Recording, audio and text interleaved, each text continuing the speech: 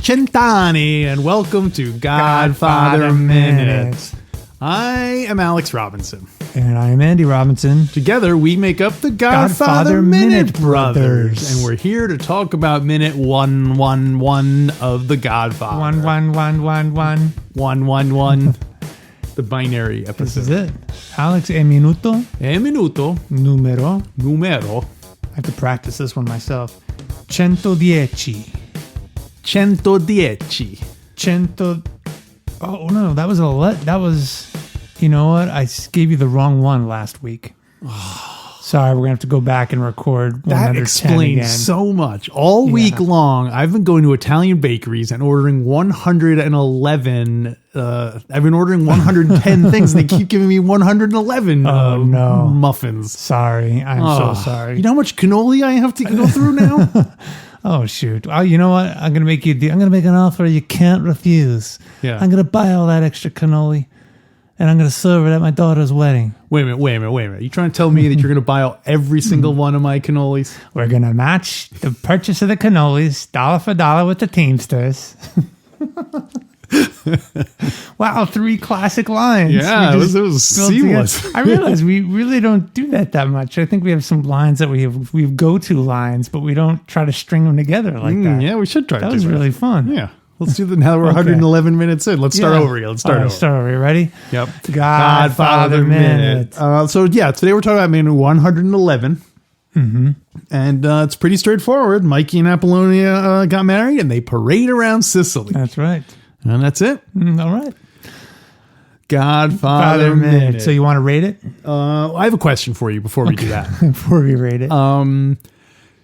Is it possible that, and maybe the book addresses this, I'm kind of surprised that they have a big wedding. Okay. Because why? I would assume... You consider this a big wedding? Well, I mean, they're like in the middle of... It's not like in private property. They're like in the town square, and the whole town seems like it's there. Alex, they have the national band there.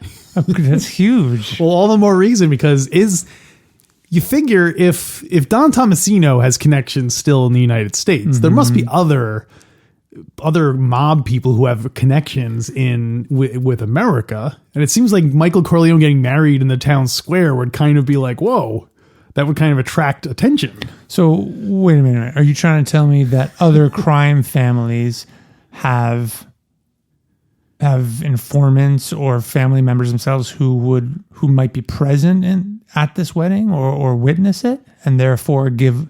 Or if we're someone from about the his town, location? like it just seems like it should have been maybe done like behind closed doors or somewhere where they could kind of know who is, vouch for everybody. Yeah. Yeah. Good point. Because all it takes is one nosy cousin to be like, oh, Michael Corleone. Yeah, someone said they're looking for him, here. Although as far as we know, does anyone know he's in Italy? It seems like that would be the place to start if you're searching for a runaway Sicilian guy. It's kind of odd for him to go to Sicily. I mean, go to Venezuela or Cuba. Yeah. Cuba. What? What does that tell you? That he can hide. Clearly he can. I guess he blends in more with, like, if he went to China, he would stand out because he'd be like that. Well, and don't forget, in Sicily there is the practice of omerta. No one talks. So I don't think anyone in this town is going to be running their mouth that the stranger is here getting married. I don't necessarily mean that they're ratting on him, but they just, I go to the wedding. Oh, that was such a beautiful wedding. Wait, who are you? I'm one of the residents of Corleone.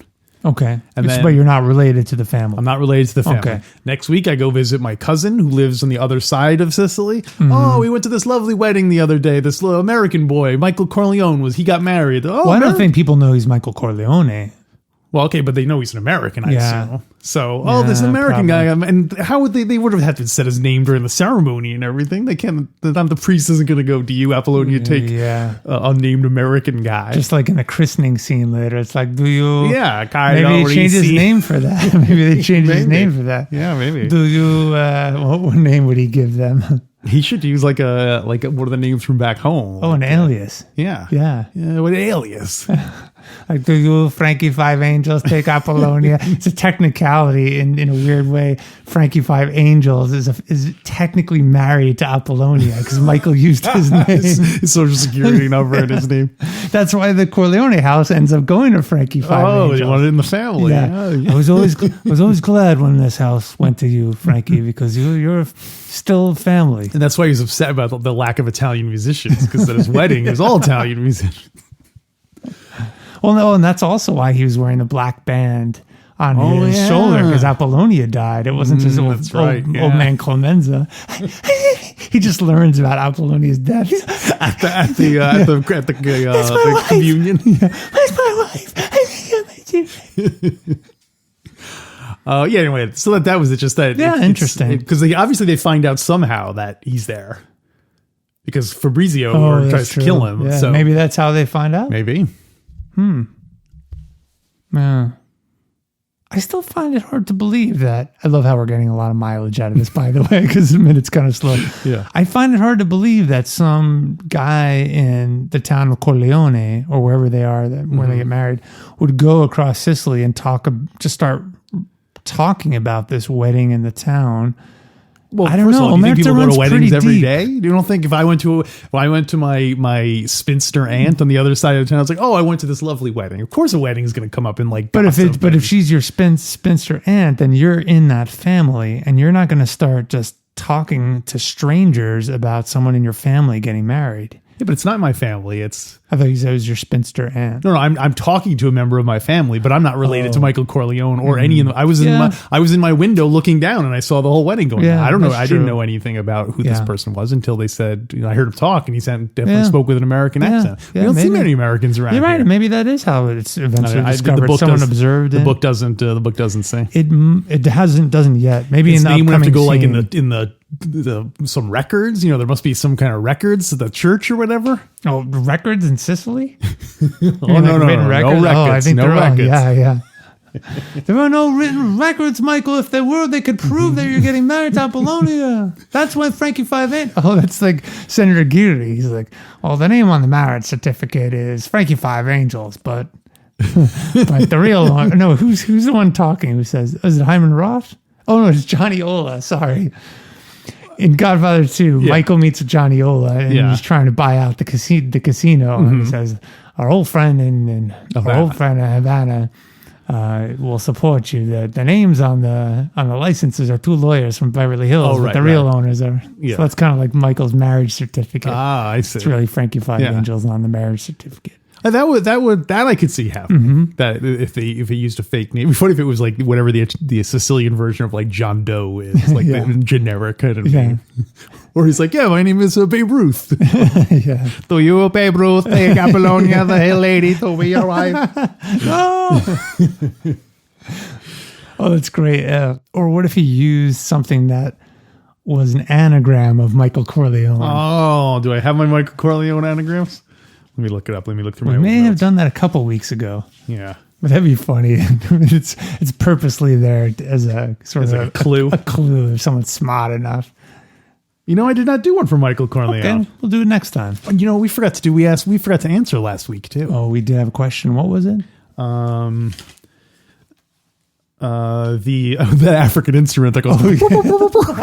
Oh, of course. How could we forget that?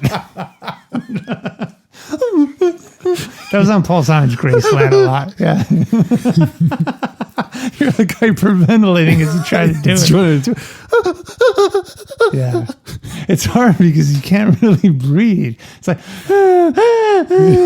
just do that fast. Anyway, we'll ask. We'll answer again. For real this time. Let me write this down. What are you writing down? African instrument. Okay. Hey, speaking of instruments, how about this band, huh? Oh, I love the band. You do love which instrument would you want to play if you were in a Sicilian? If you were in the national band of Sicily, in the national middle school band, not the middle school national wedding band of Sicily, I would want to play. Let's see. You got clarinet. I'm thinking if you're in the national band, what's the easiest to carry around? The front few players I noticed are clarinet players. Clarinet's probably the easiest. Yeah. Well, and also remember, these people all picked up instruments from their parents who were all probably killed in vendettas. And as they were killed, they fell and their instruments got damaged. So I guess I would want to play something that's least likely to get damaged in the fall. Which one would that be? I don't know. Maybe Tuba? Yeah, maybe Tuba takes a beat and Well, that's like an accordion. Then you fell on it, go, like close. And Tuba takes a beating. I think the national Tuba band. takes a beating. That's the name of the episode. Tuba takes a beating. It sounds like a character name that they call Tuba. Yeah, he's Tommy Tuba. He'll take a beating. Tommy Tuba. Tommy Tuba takes a beating.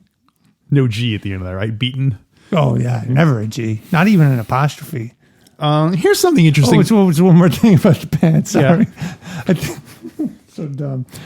I think the national band is, because they're so valuable, their instruments double as protection and as weapons. Like the clarinets, when they hold them upright, they turn into lumparas. That's the classic Sicilian countryside gun. So it's not, they don't just hit them with the instrument. They actually are all guns in disguise. Yeah, they're like tuba has like a cannon shot that comes out, because if they're and the national government supplies them with these weapons because they're so valuable. These players. What does that tell you? Because no one can get married if this band disappears. What does that tell you? They can win. There's been it's Sicilian bands since your father and I were here in the 40s. It's already is the 40s. I mean, the earlier in the 40s. Yeah, early in the 40s. I meant the 1840s. Wise guy. Michael, I thought we would talk about the middle school band later, alone. Well, my children come to play with their instruments. Oh, no, I was going to say, it does have to do with the music. This march is composed by Carmine Coppola, the father of Francis Ford Coppola, wrote this wedding march. Whoa, look at Johnny does his homework here. Yeah. Wow. Johnny!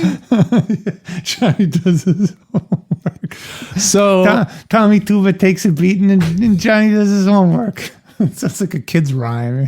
When you said, now I'm thinking of Cuba, but tuba. Oh, Tommy Tuba goes to Cuba. And what was the other one? And Johnny, Tommy Tuba goes to Cuba to meet with Mr. Roth.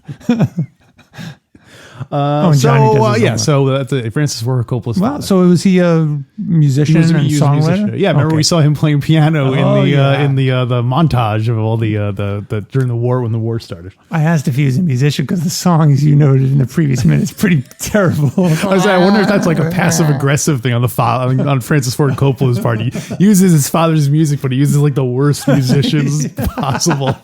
The composition is brilliant, but the performers are all in 7th grade. Yeah. He'll get there, Pop. My last note is I like that one of the musicians is wearing a bandolier as like a cummerbund with all bullets. And so maybe that does. Maybe you're right. Maybe they are all armed at some. I picture like the drum is filled with like all the bullets, because then they can feed the tuba. Yeah, or the clarinets come up and it's like a Gatling gun. Yeah, exactly. Yeah, yeah. Maybe all the instruments form into one big gun. Oh, so that's it's like awesome. like a cannon kind of. Oh, like that's cool. Voltron. Voltron. Yeah, that's great. Well, I got a few things for the minute. Okay, what you got for me there? First of all, we haven't talked about the classic shot of Don Tomasino getting pushed in his wheelchair. That's true, yeah. He's got this just flat, dead expression. He does on not his look face. Excited. No, he doesn't look happy at all, and I'm not sure what that's about. I think because he's like, they told me they were going to have a small wedding at the town hall, not in front of every nosy neighbor who is looking to rat someone out. This goes against every mafia rule in the book. Like, let's just draw all this unwanted attention to the child of my best friend who I'm here to protect. Unless that's a passive aggressive thing on his part. He wants to take over the olive oil business. So he's like, hey, everyone, look for the wedding. So I think he has this almost a scared expression on his face. You know why? Why? Because he thinks Sonny Corleone's going to be there. Remember, Sonny Corleone is the one who put him in that wheelchair 30 years ago. That's right. Oh my gosh, when he was a child, beating him up during that one visit. So he's scared that Sonny would show up. Yeah. Oh. break his arms. So they must know back home that he got married. Yeah, because the Don knows. So I assume that Mama knows at least. Yeah. But maybe they didn't tell Sonny and those guys, but I think they I'd have to go back and check on the book. Or did they not even tell Don Mama? Corleone. Why would they hide it from Mama? Because maybe she would be heartbroken to know that she wasn't there when her son got married. Maybe they're like, listen, when you come back to America, we'll do a quote wedding, unquote. Yeah, get you some more free wedding cakes and Sanka. Yeah. Yeah, I don't know. I know in the book, I'm pretty sure Puzo wrote that they told Don Corleone. Well, Dom Tomasino, we said checked with him. So. He checked with him, yeah. I have a little bit from the book that I actually want to read a little bit. Page 341, Puzo writes, the wedding was the usual peasant one. So it wasn't that big, Alex. It was a typical small-town peasant one. But you're saying having any public one is not a good the fact idea. that it's in public, it seems risky to me. Yeah. But the villagers stood in the streets and threw flowers as the bridal party, principals and guests, went on foot from the church to the bride's home. The wedding procession pelted the neighbors with sugar-coated almonds, the traditional wedding candles. Pelt them with. It sounds like it's much more violent. It doesn't say showered in it. It's like pelted. Well, after reading that, I watched it again, and there is one young lady, a bridesmaid, who's definitely smiling and throwing pretty hard. Sorry, I said candles. It's the traditional wedding candies. The bride's. The wedding procession pelted the neighbors with sugar-coated almonds, the traditional wedding candies, and with candies left over made sugary white mountains on the bride's wedding bed. In this case, only a symbolic one, since the first night would be spent in the villa outside Corleone. Interesting. And then there's stuff about the wedding feast, which we'll probably get to next week. Yeah. I don't think we see any feasting in this. There's a little bit more about Dr. Taza that we're going to find out next week. Oh, a little teaser. Taza teaser. Taza teaser. So, Tommy Taza takes the tuba. So anything else for this minute? No, that's all I have. It's a pretty short one. Yeah, it's a short one, Sicily. And I think we only have a few Sicily minutes left, right? Probably, hopefully. Yeah. I frankly, I'm impressed. Granted, this episode will be a little short, but the fact that we've done all these, every time we do a Sicily episode, I'm like, okay, this one's only going to be like 10 minutes long because we got nothing. And most of the time we end up pulling something out of it. So, yeah. So how about rating it? All right, let's rate it. I'm locked in. Wow. I got it. You ready? Uno, dos. 2. Yeah. Why did you go 2 and not 1? I guess because to me 1 seems like it's a genuinely bad minute, but this one, it's not bad. It's just not bad. It's just boring in a minute at a time, format. Yeah. But I gave it 2 instead of 1 because Apollonia. Easy on the eyes. Easy on the eyes, right? Probably disrespectful to say that because it's her wedding day. Don't let Don Vitelli hear you say that. The bride is looking good on her wedding day. Make sure everyone sees the cake, the wedding cake, before you cut it. What was it? They call him Superman. All right then. So, you're supposed to tell me our new sign off. I know. Let's do it later. Let's do it now and edit it out. Let's do it next minute. All right. All right. So next week we will continue with the wedding and some more Dr. Taza information. So until then, there will be no acts of vengeance.